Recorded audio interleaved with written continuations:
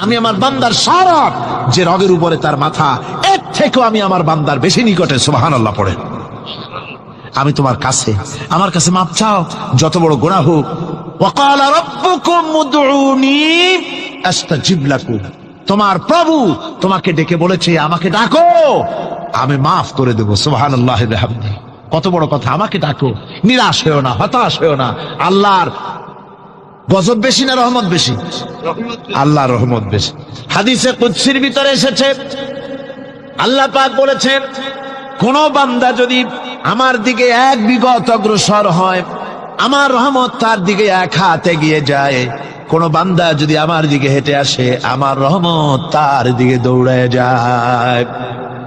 বান্দা যখন আল্লাহর দরবারে দুহাত উঁচু করে চোখের পানি ফেলে দেয়, মুসলিম শরীফের হাদিসের ভিতরে এসেছে, গভীর রাত্রে, রাতের তৃতীয় অংশে আল্লাহ রাব্বুল আলামিন প্রথম আকাশে আসেন আর ডেকে বলেন, পৃথিবীতে আছো নাকি কেউ গুনাহ করে জীবন বরবাদ করে দিয়েছো, আমার কাছে মাপ চাও।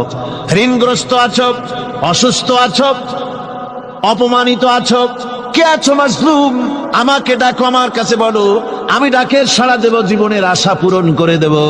ওই সময় যেই সমস্ত লোকেরা কান্দে তাহাজ্জুদের নামাজ পড়ে, আল্লাহ জিজ্ঞেস করেন ফেরেশতারা, অমুক অমুক দেশে অমুক অমুক বান্দারা কান্দে কেন?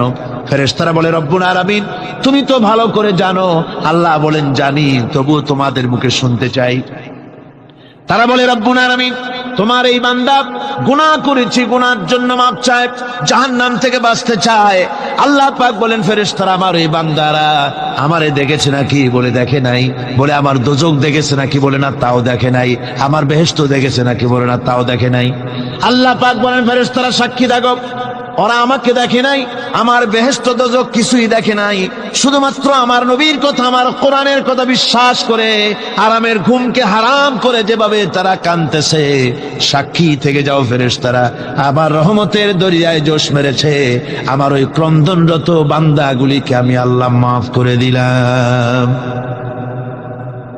সুতরাং মুমিন বান্দা যারা, আল্লাহর মুমিন বান্দা যারা, এই ঈমানের কোয়ালিটি, এটাও হতাশায় নিরাশায় ভেঙে পড়বে না। গুনাহ তো মানুষই করে, গুনাহ হয়ে গেছে, মাপ চাও। তোমার গুনাহ কদ্দুর? তোমার গুনাহ যদি হয় পাহাড় সমান, আল্লাহর রহমত আকাশ সমান।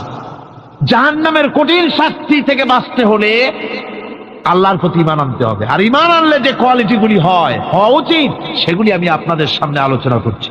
এরপর আরেকটি কোয়ালিটি হবে মুমিনের, তা হলো কঠোর কঠিন বিপদে অবিচল থাকবে, বিপদে ভেঙে পড়বে না। বিপদ আপদ, শত্রুতা, ক্ষয় ক্ষতি যা কিছু হয় সবই আল্লাহর পক্ষ থেকে, এটা মেনে নিতে হবে এবং ধৈর্য ধারণ করতে হবে। বিপদ মুসিবত শুধু উম্মতের জন্য নয়, দুনিয়ার সমস্ত নবীদের বিপদ এসেছে, হয় নাই? নবীদের বিপদ আসে নাই? কোরআনে কারীম থেকে শুনুন, আল্লাহ রাব্বুল আলামিন বলেন, ওয়াকাযালিকা জাআলনা লিকুল্লি নাবিয়্যিন আদুওয়াম মিনাল মুজরিমিন। আল্লাহ পাক বলেন, এমনি করে আমি সকল নবীদের শত্রু বানিয়ে দিয়েছি, সব পাপিষ্ঠ আর অপরাধ প্রবণ লোকদেরকে। প্রত্যেক যুগে নবীদের শত্রু ছিল, প্রত্যেক যুগে নবীদের কি ছিল? শত্রু ছিল। সে শত্রু কারা ছিল? আল্লাহ পাক বলছেন, নবীদের শত্রু ছিল পাপিষ্ঠ আর অপরাধ প্রবণ লোক, এরাই ছিল নবীদের দুশমন। রাসূলগণের অবস্থা যদি এই হয়, তাহলে তার উম্মত, ওই দিনের ধারক বাহক যারা, তাদের বুঝি বিপদ আপদ হবে না নাকি? হবে কিনা? তো ইসলামের বিরোধিতা যারা করে, কোরআনের পরিভাষায় বলা হয়েছে ইসলামের দুশমন, নবীদের দুশমন। দুনিয়ার সব পাপিষ্ঠ আর অপরাধ প্রবণ লোকেরাই ইসলামের দুশমন হয়, নবীদের দুশমন হয়। আজও দেখেন, আজও তাকিয়ে দেখেন, ইসলামী আন্দোলনের বিরোধিতা যারা করে তারা পাপিষ্ঠ চরিত্রের কিনা, তাকায় দেখেন, খুঁজে দেখেন, সর্বত্র খুঁজে দেখুন, খুঁজে দেখুন। যারা ইসলামী আন্দোলনের বিরোধিতা করে, যারা ইসলামকে মিটিয়ে দেওয়ার চেষ্টা করতেছে, যারা ইসলামকে মৌলবাদ বলে, ইসলামকে সাম্প্রদায়িক বলে, কোরআনে কারীমের কথা কত স্পষ্ট যে নবীদের দুশমন হয়, ইসলামের দুশমন হয় মুজরিম লোকেরা, অপরাধ প্রবণ আর পাপিষ্ঠ লোকেরা। আজও আমরা দেখতে পাই এই শ্রেণীর লোকেরা পাপিষ্ঠ এবং সবচাইতে সমাজের নিকৃষ্ট ধরনের চরিত্রহীন লোক। নামাজ নাই, আপনি খুঁজে দেখেন ইসলামী আন্দোলনের বিরোধিতা যারা করছে, যারা নেতৃত্ব দিচ্ছে, নামাজ নাই, রোজা নাই, চরিত্র নাই, হজ নাই, যাকাত নাই, মদ, জুয়া, জেনা, ব্যভিচার ইত্যাদিতে লিপ্ত। চেহারা দেখলে ছেলেপেলেরা 2 গ্লাস পানি খায় ভরস ওঠে। কথা ঠিক কিনা কর? এই হলো অবস্থা। মারে কেন? মুমিনদেরকে, পয়গম্বরদেরকে, সাহাবীদেরকে এবং ঈমানদারদেরকে মারে কেন? তার কারণ হচ্ছে আল্লাহ রাব্বুল আলামিন বলেছেন, ওয়া মা নাকামু মিনহুম ইল্লা আইয়ুমিনু বিল্লাহিল আজিজিল হামিদ। কাফিররা ঈমানদার লোকদেরকে অন্য কোন অপরাধী নির্যাতন চালায় না, নির্যাতন চালায় শুধু এই কারণে যেহেতু মুমিন লোকেরা পরাক্রমশালী, আল্লাহ রাব্বুল আলামিনের দ্বীনকে কায়েম করতে চায়, তার উপরে ঈমান এনেছে, এই কারণেই তারা মারে। ঠিক কিনা কর? যুগে যুগে নবীদের উপরে, সাহাবীদের উপরে যে অত্যাচার হয়েছে, সে অত্যাচার এই কারণেই হয়েছে, অন্য কোনো কারণে নয়। এই কঠিন বিপদে অবিচলতা এবং ধৈর্যের দৃষ্টান্ত নবীগণ পেশ করেছেন পৃথিবীর বুকে। আমরা দেখেছি ইব্রাহিম আলাইহিস সালামকে আগুনে ফালানো হয়েছে, আছে না কোরআন শরীফে? আমি কিন্তু গল্প করতেছি না, সব কোরআনের কথা। কিসের কথা? ইব্রাহিম আলাইহিস সালামকে আগুনে ফালানো হচ্ছে। অপরাধ কি? অপরাধ হচ্ছে হযরত ইব্রাহিম আলাইহিস সালাম দাওয়াত দিয়েছেন, লা ইলাহা ইল্লাল্লাহ। জোরে পড়েন, লা ইলাহা ইল্লাল্লাহ, লা ইলাহা লা ইলাহা ইল্লাল্লাহ মুহাম্মাদুর রাসূলুল্লাহ। হযরত ইব্রাহিম আলাইহিস সালাম দ্বীনের দাওয়াত দিয়েছেন, এক আল্লাহর দাওয়াত দিয়েছেন, ঈমানের দাওয়াত দিয়েছেন। আর কোন অপরাধ ছিল না। নমরুদ সহ্য করতে পারলো না। কোরআনে কারীমের মধ্যে সব কথাগুলি আল্লাহ পাক এই জন্য বিধৃত করেছেন, এই জন্য কোরআনে কারীমের মধ্যে সব কথা উঠায় দিয়েছেন, যাতে করে মুমিনেরা বিপদ আসলে পরে যেন ঘাবড়ে না যায়। ইব্রাহিম আলাইহিস সালামকে আগুনে ফালানো হচ্ছে। ফেরেশতা বলছে, ইব্রাহিম তোমারে আগুনে ফালায় দাও, হতেছে আমার কাছে সাহায্য চাও, আমার কাছে ক্ষমতা আছে, আগুনগুলো উঠাইয়া নমরুদের বংশ জ্বালায় দেব। হযরত ইব্রাহিম ফেরেশতার কাছে সাহায্য চাইছিলেন নাকি? তিনি বললেন, ফেরেশতা তোমার কাছে সাহায্য কেন চাইব? আমি তো এমন কোন অন্ধ আল্লাহর ইবাদত করি না যেই অন্ধ স্রষ্টা তার গোলামের দুঃখ দুর্দশা না দেখেন। আমি তোমার কাছে সাহায্য চাইব না। হযরত ইব্রাহিম আলাইহিস সালাম পাশ করলেন। কি বলেন, পাশ করছেন না? ঈমানের পরীক্ষায় পাশ। আগুনের মধ্যে হযরত ইব্রাহিমকে যখন ফেলানো হচ্ছে, রব্বুল আলামিন আগুনের প্রতি নোটিশ করে দিলেন, ইয়া নারু কুনি বারদাও ওয়া সালামান আলা ইব্রাহিম। আগুন আমার ইব্রাহিমের জন্য শান্তিদায়ক, ঠান্ডা হয়ে যা। এখন কি আর আগুনের বাপের ক্ষমতা আছে ইব্রাহিমরে পোড়ানো? আর ক্ষমতা নাই। আমার বন্ধুগণ, ইব্রাহিম আগুনের ভিতরে আরামে বসা আছেন, আর ওদিকে নমরুদ বসে বসে দেখতেছে দূর থেকে। ইব্রাহিম তো জ্বলে না, গায়ের মধ্যে আগুন জ্বলে গেল। ডাক দিয়া কয়, আগুন তোর হলো কি? কেন জ্বালাইতে পারিস না আমার দুশ্মন রে? হলোটা কি তোর? তোর কি জ্বালানো শক্তি বন্ধ হয়ে গেল নাকি?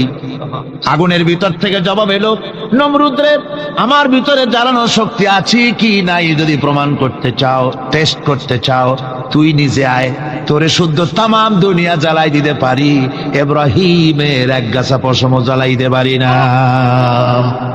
তার কারণ হচ্ছে আমি হচ্ছি মাখলুক, আল্লাহ হচ্ছেন খালিক।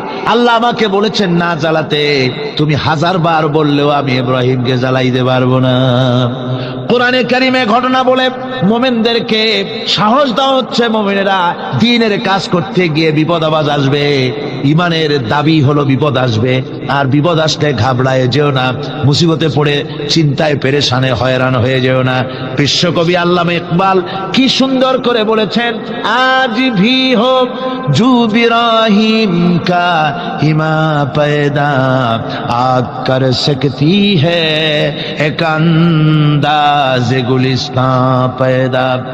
ইব্রাহিমের ঈমান যদি আজিও কোথাও হয় বিদ্যমান, করতে পারেন অগ্নিকুণ্ডে খুবসুরত এক গুলিস্তান। আজও যদি আগুনের ভিতরে কোন নমরুদ কোন ইব্রাহিমকে যদি ফেলে দেয়, আল্লাহ রাব্বুল আলামিন আজও আগুনকে ফুলের বাগান বানায়া দিবেন। সুবহানাল্লাহ। ভয় পাওয়ার কারণ নাই, চিন্তা করার কোনো কারণ নাই। আমার বন্ধুগণ, হযরতে হুদ আলাইহিস সালামকে যখন সমাজের লোকেরা, রাষ্ট্রের লোকেরা ঘিরে ফেলে দিল, সমাজ শক্তি, রাষ্ট্র শক্তি যখন তাকে ঘিরে ফেলে দিল, ষড়যন্ত্রের পাহাড় তুলে দিল, তারে মেরে ফেলে দিবে, হযরত হুদ দেশ থেকে তা পালায় গেলেন না, ভয় পেলেন না। হযরতে হুদ আলাইহিস সালাম বললেন, কোরআনে কারীমে হযরত হুদের কথা কোট করা হলো, ফাকিদুনি জামিআন সুম্মা লা তুনজিরুন। সম্মিলিতভাবে ষড়যন্ত্র করো আমার বিরুদ্ধে, সবাই মিলে ষড়যন্ত্র করো, সুম্মা লা তুনজিরুন, আর আমাকে এতটুকু অবকাশ তোমরা দিও না। ইন্নী তাওয়াক্কালতু আলাল্লাহি রাব্বি ওয়া রাব্বিকুম, আমি ভরসা করেছি সেই আল্লাহর উপরে, যার কুদরতি হাতের ভেতরে, যিনি আমাদের রব তোমাদেরও রব, আর যার কুদরতি হাতের ভিতরে তামাম পৃথিবীর জানগুলি যার হাতে, সে আল্লাহর উপরে ভরসা করেছি। ষড়যন্ত্র যদ্দূর আছে করতে থাকো, আমি ষড়যন্ত্র পরোয়া করি না। সুবহানাল্লাহ। এটাই হলো মুমিনের কোয়ালিটি। শুধু ঈমান, লা ইলাহা ইল্লাল্লাহু মুহাম্মাদুর রাসূলুল্লাহ, গরুর গোশত খাই, আর রবিউল মাস আসতে পরে ইয়া নবী সালাম আলাইকা, ইয়া রাসূল সালাম আলাইকা, তারপরে গরম গরম জিলাপি আর রসগোল্লা খাইলাম খুব বেশি করিয়া, এর নাম মুমিন নয়। মুমিন হচ্ছে তার চলায় ফেরায়, ওঠায় বসায় সাহসিক তার এক আন্দাজ তৈরি হবে সে। আমার ভাইয়েরা, বিপদে অবিচলতা আমাদেরকে পয়গম্বরেরা শিক্ষা দান করেছেন। আমরা দেখতে পেয়েছি বিশ্বনবী জনাবে মুহাম্মদুর রাসূলুল্লাহ সাল্লাল্লাহু আলাইহি ওয়াসাল্লাম হিজরতের রাত, কাফেররা চতুর্দিকে দাঁড়ানো, হযরত জিবরাইল এসে বলেন, ইয়া রাসূলুল্লাহ, হে কাফেররা চতুর্দিকে ঘিরে দাঁড়িয়েছে, গভীর রাত, এখন হাতে তাদের তরবারি, সকাল হলে পরেই তারা আপনাকে মেরে ফেলে দিবে, তাড়াতাড়ি ওঠেন, মদিনার দিকে চলে যান। আল্লাহ নবী ঘুমের থেকে জেগে হযরত আলীকে ডেকে বলেন, আলী, আল্লাহ অর্ডার করেছেন আমি মদিনায় চললাম, আমার বিছানার পরে আমার চাদর গায়ে দিয়ে শুয়ে থাকো। হযরত আলী বলেন, আল্লাহর হাবিব, আপনার চাদর গায়ে দিয়ে ঘুমিয়ে থাকবো, সকালবেলায় কাফির বেঈমানেরা আপনার বিছানার পরে আপনার চাদর গায়ে দেওয়া অবস্থায় আমি আলীকে তারা মুহাম্মদ মনে করবে, আর আমি আলীকে নবী মনে করে তারা তাদের তরবারি দিয়া কেটে কেটে টুকরা টুকরা করে আমারে বিদায় করে দেবে দুনিয়া থেকে। এতটুকুনো পরোয়া করি না, বরং আমার দিলের মধ্যে এটাই তৃপ্তি থাকবে যে আমি আলীর জীবনের বিনিময় আল্লাহর হাবিব দুনিয়ায় বেঁচে আছেন।